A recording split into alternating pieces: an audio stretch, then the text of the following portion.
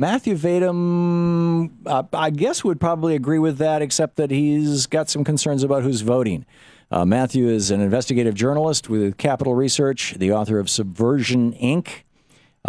His website, actually, it's a tiny URL. We've got .com/Vadum book. There's a link over at thomhartmann.com for that. Matthew, welcome back to the program. Hey, good to be on, Tom. Good talking to you last night. Yes, indeed. Who do I hate today?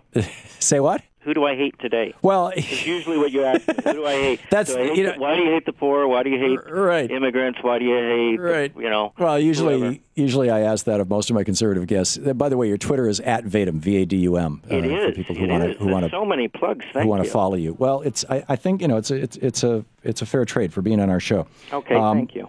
You wrote this piece where you basically said.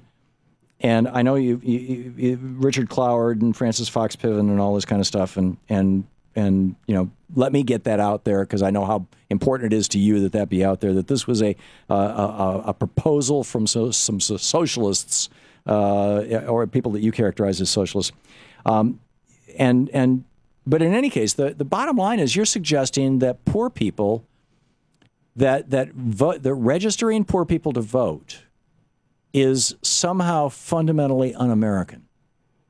I think that all voter registration drives are a bad idea.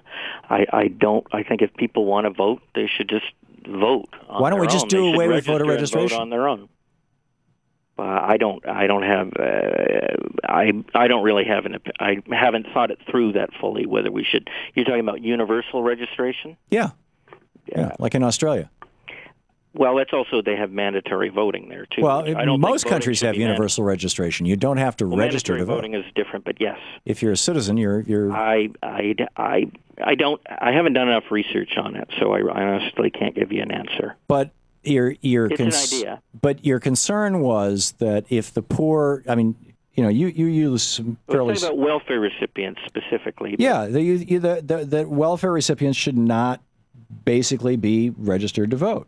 Right. Well, that they should not, that tax dollars shouldn't be used in an outreach effort to get them to vote, because that is the second prong of the so-called Cloward-Piven strategy, but which, by the way, was not a term invented by Glenn Beck, as Richard Kim at The Nation magazine has written. In fact, it was used, as far as I can tell, it was used first in 1970 by the New York Times, not exactly a bastion of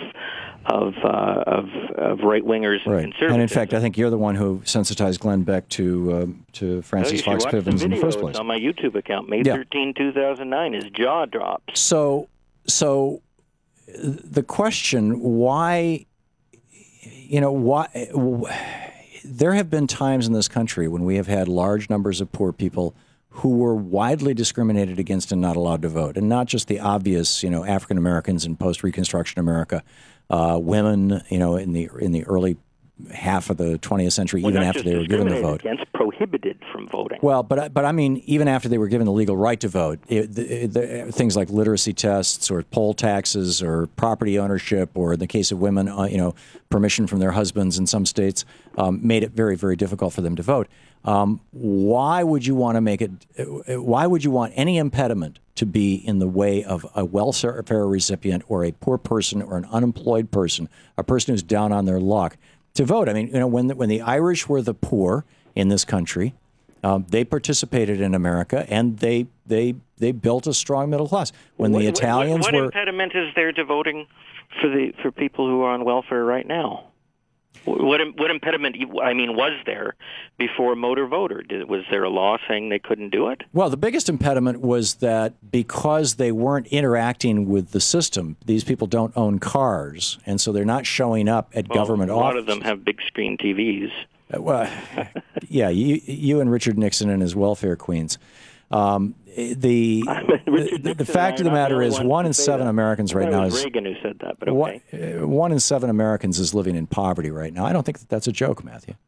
Well, I'm not saying it's a joke, but the definition of poverty over the years can be quite flexible. People who have even it's been said, and I think it's right, that even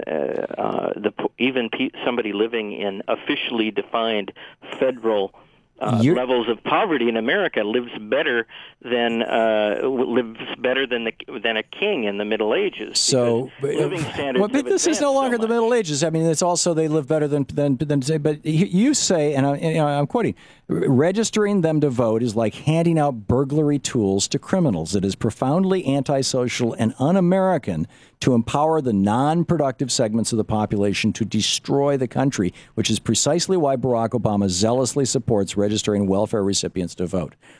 That seems to me obscene. They weren't economists, but they understood incentives.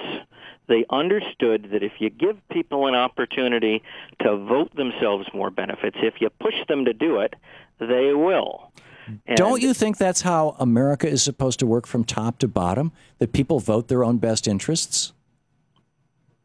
People can vote. I don't really have any thoughts on that. Isn't that what democracy is called? People can use whatever rationale they want to vote for. Some people voted for Barack Obama, because he's a physically. But you're saying this is handing them burglary handing burglary tools to criminals, giving the vote to poor people. The ringleaders were Cloward and Piven. They were the Fagans of the piece. These are your words. I know that. Okay, we're out of time. Matthew Vadum. You thought the language was harsh, but okay. Yeah, I do. I think it's un-American. I think it's fundamentally un-American. I think my core argument is good, even if you don't like my rhetoric. But thank you. Okay, we will leave it at that. Matthew Vadum, thank you for dropping by today. Good talk. Thanks.